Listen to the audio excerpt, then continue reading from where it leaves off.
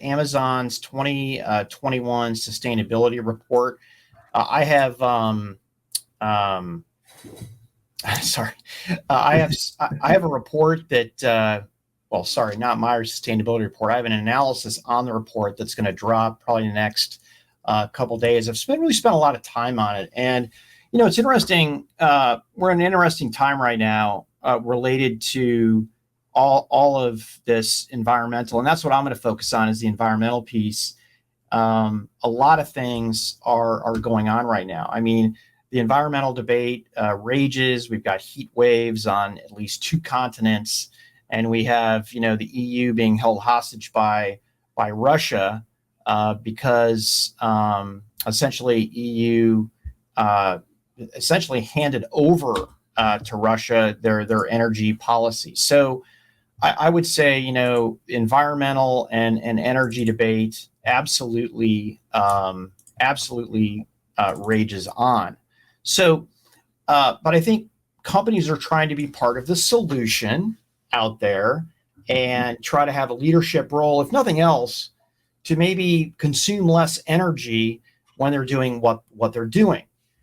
Companies like Amazon get a lot more scrutiny for its sustainability reports because, quite frankly, it's marketplace success, right? It has a ton of data centers with AWS, right? They're the number one IaaS provider. They're the number one e-tailer out there in the globe. And they're one of the largest grocery sellers out there in the United States with Whole Foods. They have hundreds of distribution centers. They have fleets of delivery trucks and planes. So net, and I think some of the focus, Daniel, has been this 18% increase in carbon. And I know some people were like, oh my gosh, that's terrible, right? But then it's like, well, let's actually see what did Amazon do in 2021 in compared to that 18%.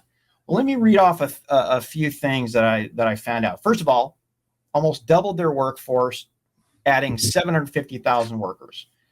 Doubled its package fulfillment network, increased package delivery 500%, and increased usage of AWS by 40%. So, I don't know. I'm not a mathematician, Daniel, but when I compare orders of magnitude, 5x, 2x, 4x, and compare that to 18% to carbon footprint, the companies, this isn't an official term, it's my term, carbon efficiency actually looks incredible. So, and listen, the company's not done there. They outlined things that they're going to be doing over the next, 10 years to bring those numbers down even farther. So, net, orders of magnitude growth in the company, 18% increase in carbon footprint. I call that a win. Yeah, you hit it on the head. And there's a lot to digest. We'll put a link in the show note to your article. I also linked to it in a Market Watch piece where I did talk about its recent release. We went up and, have been following them. We can go up, but we followed up in Chicago, the Rivian rollout of some of the electric vehicles for delivery. This is a company that has to balance the reality of staggering revenue growth, staggering shipment volume increases, and somehow being able to manage the expectations for doing ESG. We've all seen the company's efforts to increase awareness, its climate pledge to move things forward, which has brought in some of the world's most important and largest companies to participate in their ambitions to lower the carbon footprint over the next couple of decades. And so I'm not going to sit here and scrutinize Amazon for not being able to on the fly increase revenue. Okay, just there was a note in one of the articles that read something like in 19 they're up 40% since 19. Well, their revenue in 19 was 290 billion, and their revenue in 21 was well over 400 billion, and it's only growing. So you've doubled or coming on doubling your revenue, and you've increased your carbon by about 18%, means you've actually done quite a bit to reduce based upon the revenue and volume acceleration. we like to sit on our couches and have stuff delivered to us. Well, that doesn't happen without planes, trains, containers, ships, automobiles, scooters, whatever it is that these packages are coming to our door. So there's work to be done.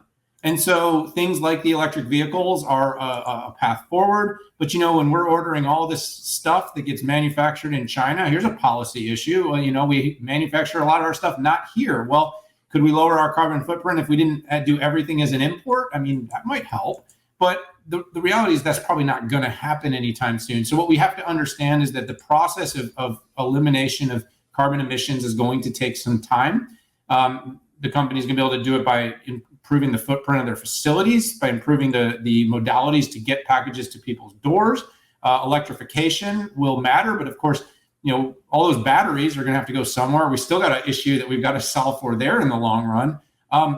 But I actually appreciate the fact that, I don't think there's a requirement for companies to put these out, these sustainability reports. The fact that Amazon was, didn't really try to mask the result should be seen as a somewhat positive. I think they're owning the result. They own that this type of growth does not come with an easy path to becoming carbon negative in terms of output. So hopefully for every other company on the planet that doubles revenue, they can do it with half the emissions, and then we'll get there. But long and short, Pat, interesting report, good info, fast growth company, work to be done. But it seems like a lot of work is being done, and some credit should be given for the amount of growth and the small amount of additional emission, because like I said, this is not an overnight